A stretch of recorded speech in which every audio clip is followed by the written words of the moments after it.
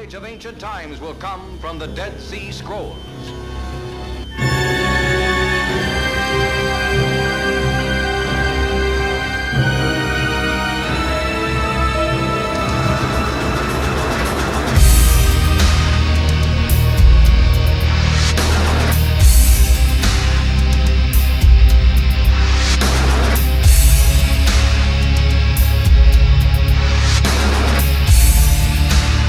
When I began writing content for this series, I circulated the script to some academics whose opinion I respect a lot. One of the responses I received was a question about why I was starting in the Bible, since this also threatens to prejudice the whole program inappropriately towards the Bible in the first place. And this is no good, since most of the Qumran texts are not what most people even recognize as biblical in the first place.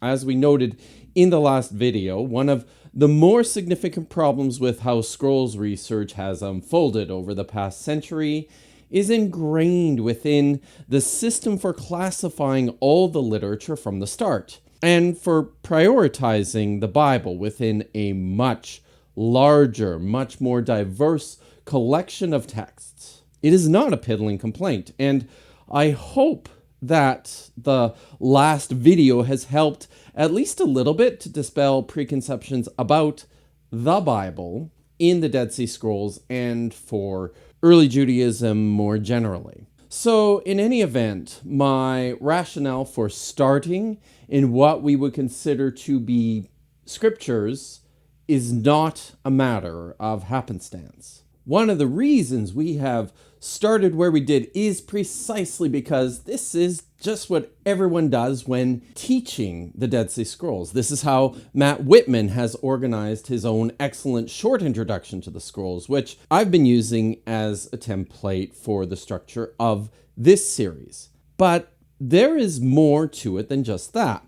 Matt Whitman is an exception, but what we come to discover with most Christian apologists in their approach to the scrolls is that for them, the entire collection of literature starts and that it ends with the Bible. And this is a problem because, as we have already discovered, even if we could accurately, confidently talk about the Bible in first century Judaism, even if we could clearly identify in the scrolls themselves what we know to be the Bible, does not even comprise 30% of what was found in the Judean desert. There is just so much more out there that apologists don't even bother to touch. So, in the next part of our series, we are beginning our exploration of the vast amounts of literature found in the Dead Sea Scrolls, which are not copies of texts in our modern Bibles, even though they will intersect with so-called biblical texts frequently. And we are beginning with Pesharim, what look like ancient commentaries on older sacred texts, but which also provide insights into the importance of prophecy for the writers and the collectors of the scrolls, what they thought it was, how it worked, and how they continued to practice and perform this religious phenomenon. So, what is prophecy? Alex P. Jason from New York University wrote a rather thick and highly technical book all about prophecy and how it was understood through the Dead Sea Scrolls. Following the great Finnish scholar Martti Nissinen, he defines prophecy as the transmission of allegedly divine messages by a human intermediary to a third party. Revelation indicates the means by which the prophet receives the alleged divine message. This is a pretty standard, simple definition, but for Jason, for Nissinen, and for scholars generally, it has come to be recognized that in the Dead Sea Scrolls, we see this revelatory process unfolding in various ways and well beyond what we imagine of the titans behind those biblical texts we now know of as the Hebrew prophets. Jason identifies 3 manifestations of ongoing prophecy that we see within the Dead Sea Scrolls. First, the writing of prophetic experience, that is, new texts written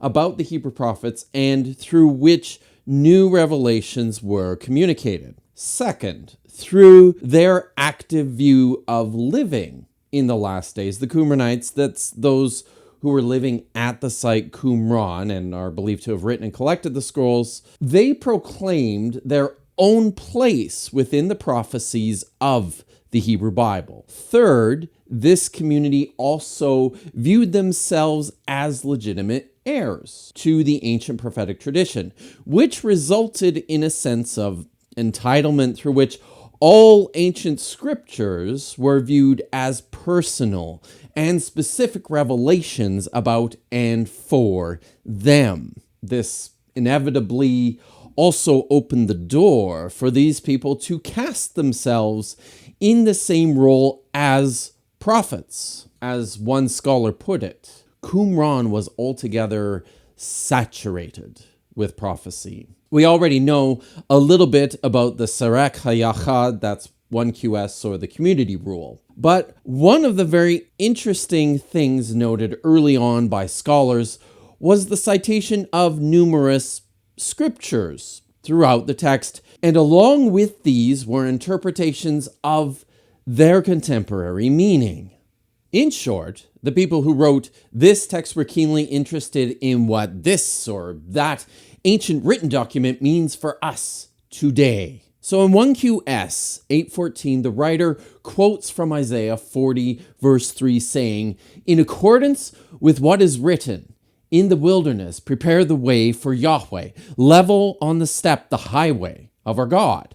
A fascinating feature of this particular manuscript is that the divine name, Yahweh, is not written using letters, but is rather replaced by 4 little dots.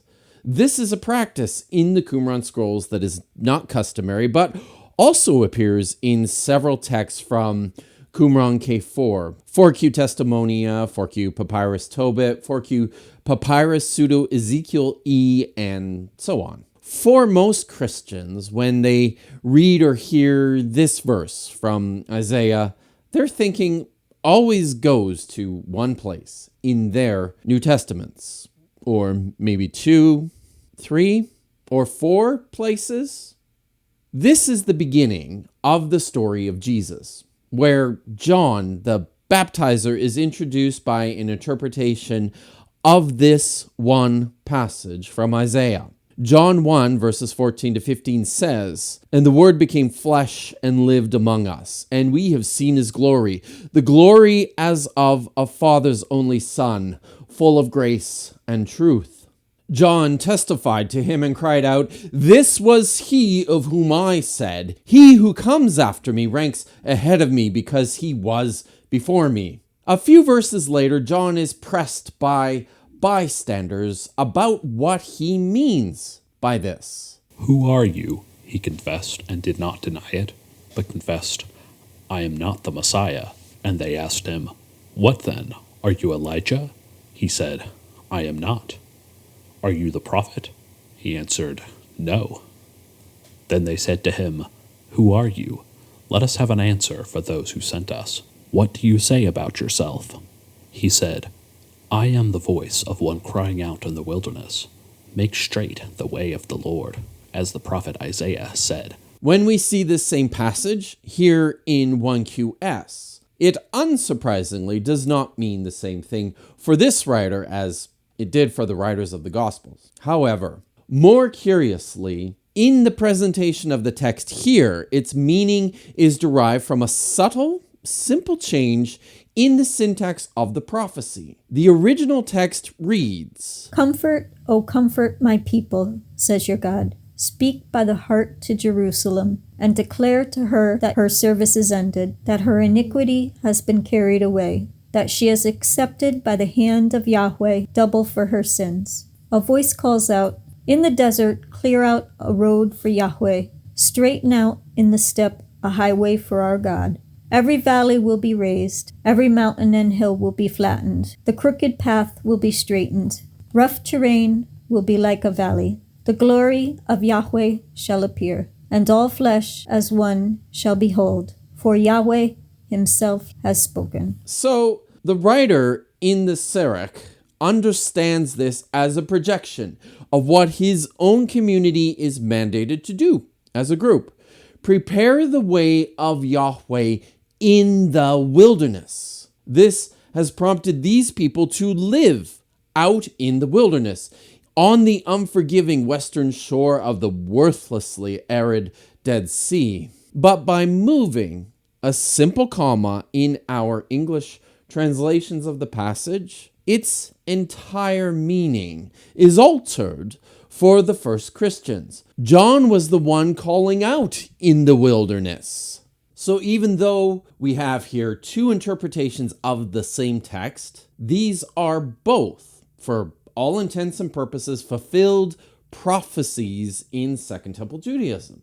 Indeed, every so-called scripture was prophetic in this sense, surviving as a coded message about the present.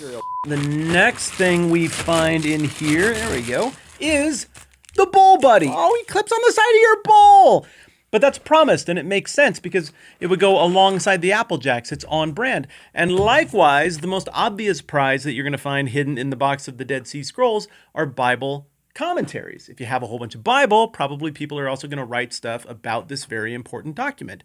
And they do. And right now, I would like to read you a little bit of Bible commentary. Here we go. This is a commentary on the book of Isaiah, written again by the people of Qumran, the Essenes. They were Jewish people. And this is their read on what would have been a very ancient book of the Bible by the time they were writing this. Its interpretation concerns the Kittim. Kittim was a reference to any outsider or subduer. In this case, they would have probably been talking about the Romans, who shall crush the house of Israel and the humble. All the nations and valiant shall be dismayed at and their hearts shall melt. And that which he said, the tallest trees shall be cut down, that's what Isaiah said in the text. These are the valiant of the Kittim, the outsiders, the subduers, the Romans. So what we can see is that the commentary on Isaiah that we find in Cave 4 of the Qumran Caves is one that interpreted Isaiah through the lenses of the current political crisis, that is, the Romans beating down the doors of their countrymen. One of the first three scrolls found in Qumran Cave 1 by Muhammad Ed-Dib and his compatriots in 1947 was this: a relatively complete scroll measuring 1.48 meters and comprising 13 columns of 17 lines. Most of the first column is missing, but we have a pretty good sense of a lot of what was there because the scroll quotes directly, word for word, from the biblical book of Habakkuk, chapters 1 to 2, but then interspersed throughout are explanations about what each smaller part of the text means. Modern scholars like James C. Vanderkam and Peter W. Flint have called this an ancient form of continuous commentary on authoritative texts. The Pesharim are the oldest surviving examples of the practice, familiar from modern commentaries, of citing a scriptural verse or section and then offering an explanation of it before proceeding to the next verse or section and exegeting it. These works reveal an approach to the prophetic texts that can be found in many modern commentaries written by conservative authors. They assume that the prophet was predicting events in the commentator's time. This manuscript was eventually designated the Pesher Habakkuk, and it was among the three scrolls, with the Great Isaiah Scroll and 1QS, that Athanasius Samuel had brought to the American School of Oriental Research in East Jerusalem in February 1948 in order to have them identified and then later photographed. After the initial excitement upon seeing the Great Isaiah Scroll, the postdoctoral fellows, John Trevor and William Brownlee, turned their attention to the other two documents. While they were awaiting word back from Professor Albright about the dating of the script of 1Q Isaiah A, Brownlee started working on the Pesher Habakkuk. In a letter he wrote to his fiancée, Louise Dunn, he voiced the following early impressions. Parts of it are very difficult. It contains rare words and forms, many of which do not occur in the Old Testament. It is very interesting. It speaks enigmatically of the Kittim, of their exploits and oppressive dominion. These might be either the Greeks or the Romans, probably the latter. This book seems to have belonged to an esoteric sect, possibly the Essenes. It speaks constantly of the teacher of righteousness who had been persecuted by the wicked priest of Jerusalem. All the mysteries of the words of the prophets concerning the end of the world have been revealed to the teacher of righteousness.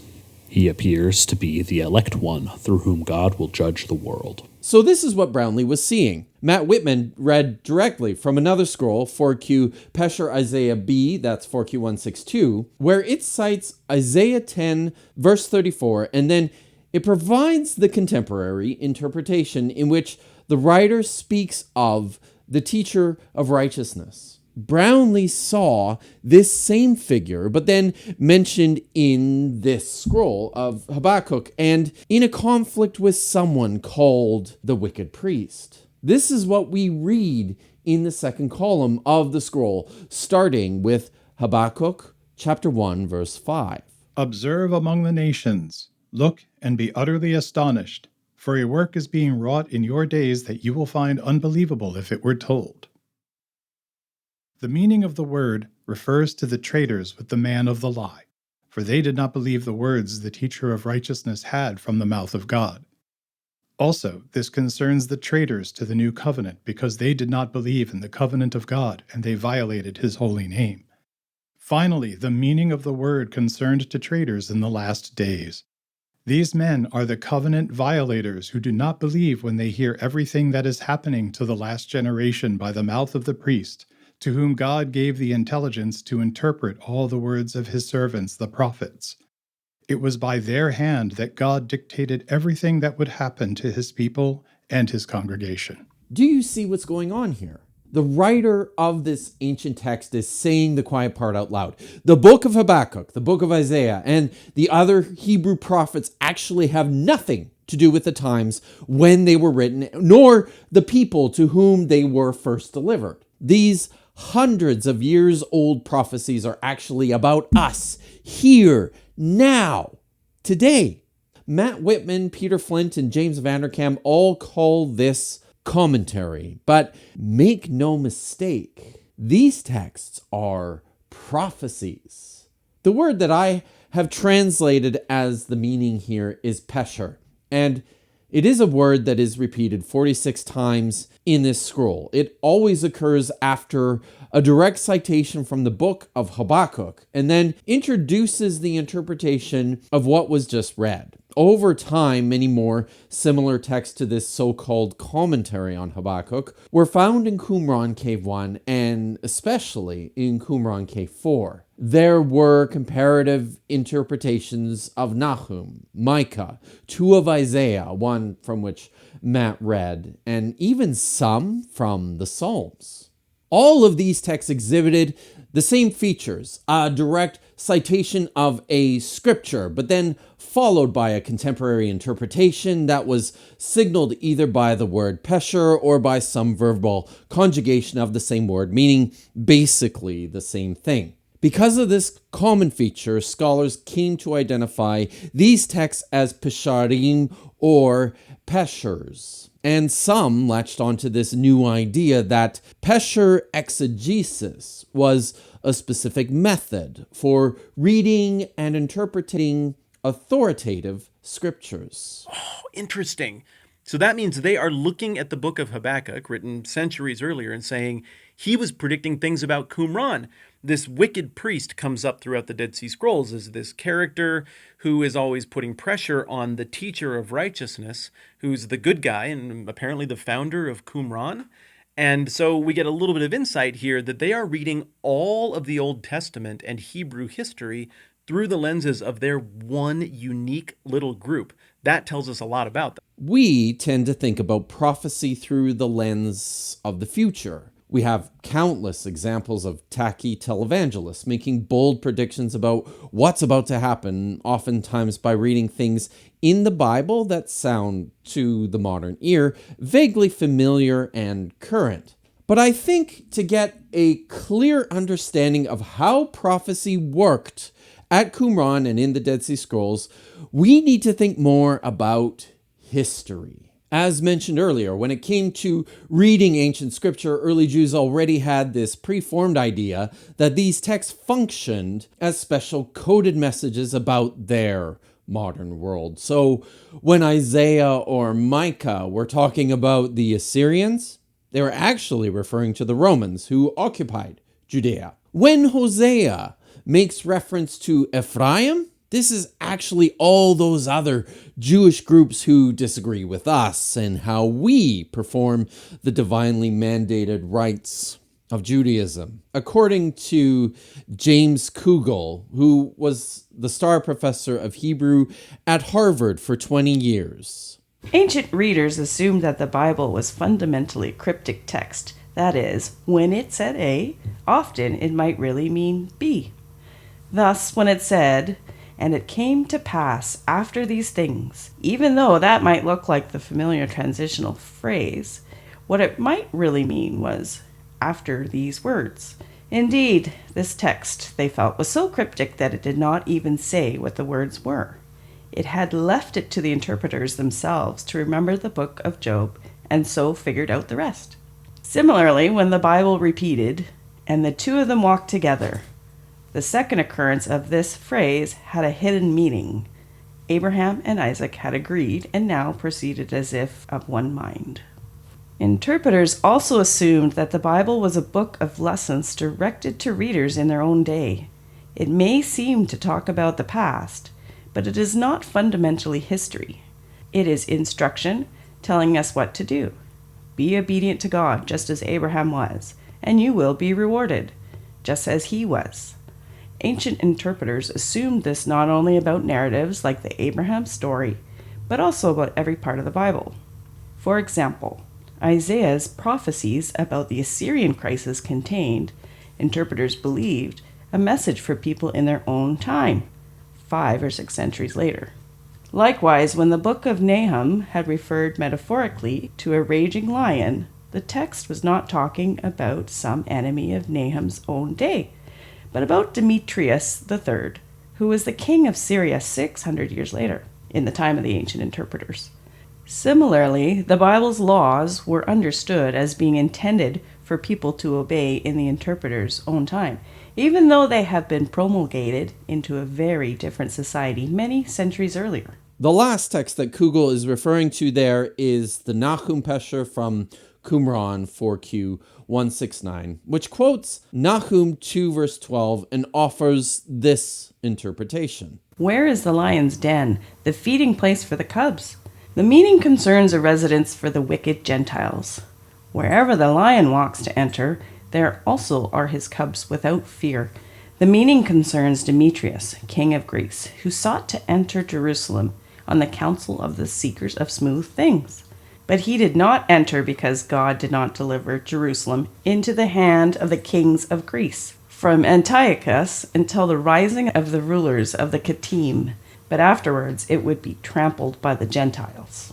So this Pesher, like all the Pesharim, is providing reflection on what has happened in history, but through the lens of what was said centuries earlier by the prophets. In this case, what was said by the 7th century prophet Nahum. I think I would disagree with Professor Kugel that the scriptures were not considered by these people to be fundamentally history. To my eye, history has to be the focal point of what the readers believed these texts were doing. For the writers and collectors of the scrolls, the reason these ancient texts were important is because they recorded history before it even happened. The readers of the ancient scriptures knew what happened, and they were assured of the reality of what happened because of what the scriptures told them happened. We know only scant amounts of who these people were or where they came from.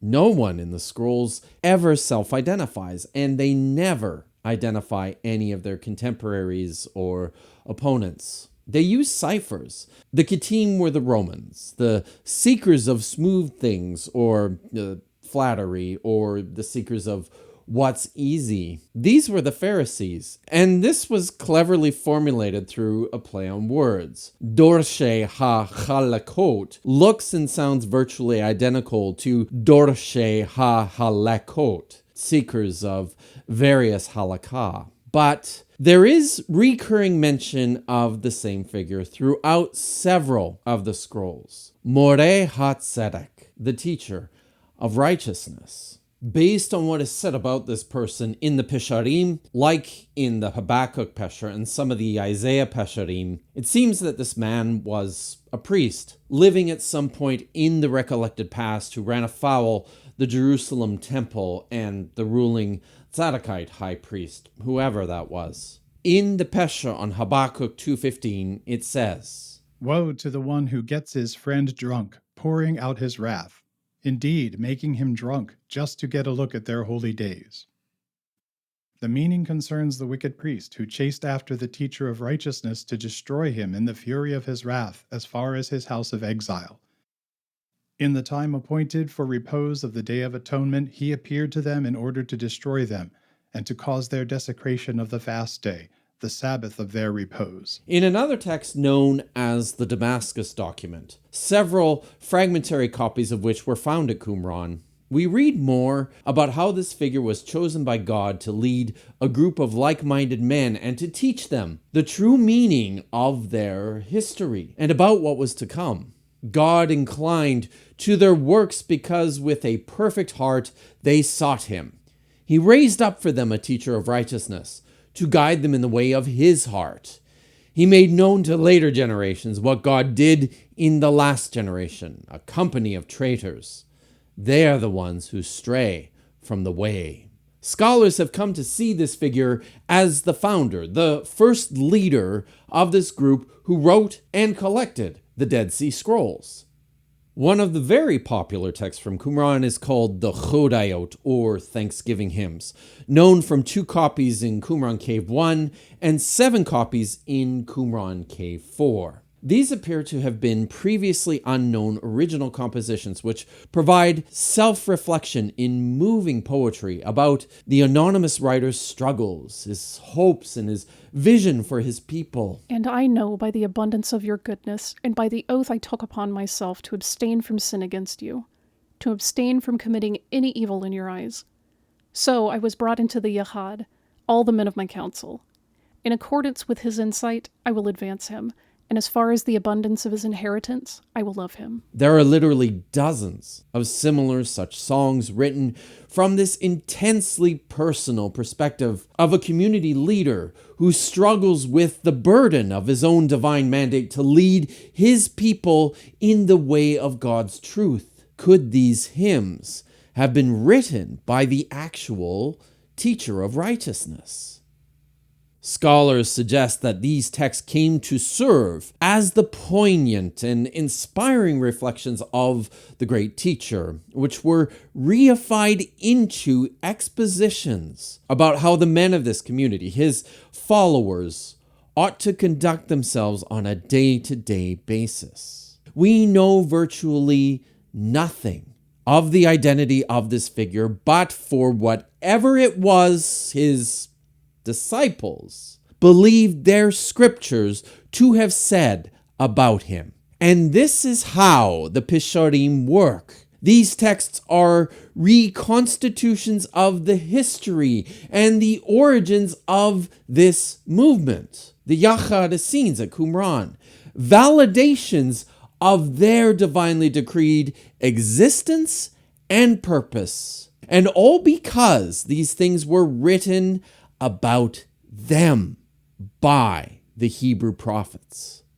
It is interesting, if understandable, that these ancient methods for thinking about and reading sacred texts came to inform the way that so many of us now regard Scripture. For numerous people, finding hidden meanings about our modern 21st century world is just a natural way to read their Bibles. We owe a debt, for better or worse, to our bibliophilic forebears at Qumran, in Rabbinic Judaism, and the early church.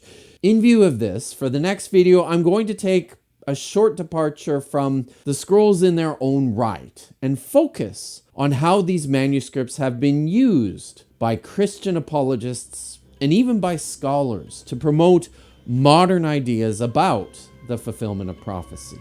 Does this famous Psalm scroll actually predict the crucifixion of Jesus? And do these manuscripts of the book of Daniel ensure his distinction as a legitimate diviner with power to see into the distant future? I'm Kipp Davis. Thanks for watching.